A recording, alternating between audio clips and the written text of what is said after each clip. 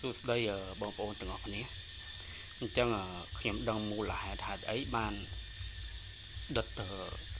ធូបទៅវាឆេះផ្ទះនេះខ្ញុំទៅមកជួបផ្ទះមិញដែរណា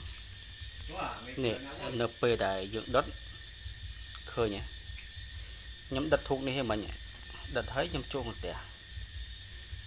ហើយដល់ពេលមកអាធូបឆេះខាងក្រោមហ្នឹងដែលវាអត់ទាន់លុតអស់វាឆេះអាធូបហ្នឹងឆេះអាធូបហ្នឹងឲ្យដួលហ្មងឃើញហើយភ្លើងវាប៉ះនឹងមកប៉ះនឹងនេះមកប៉ះនេះមកប៉ះជ័រនេះហើយវាឆេះសំណាងចេះខ្ញុំអត់ទាន់កុំឲ្យឆេះបាត់កុំឲ្យឆេះរៀនទេវតានឹងបាត់ឃើញអញ្ចឹងមូលហេតុហ្នឹងហើយដែលធ្វើឲ្យឆេះផ្ទះអញ្ចឹងនៅពេលដែលខ្ញុំមកឃើញអញ្ចឹងខ្ញុំភ្ញាក់ព្រឺតមក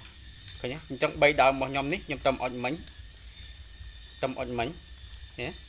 អញ្ចឹងអាធូបដែលយើងដុតយូរហើយហ្នឹង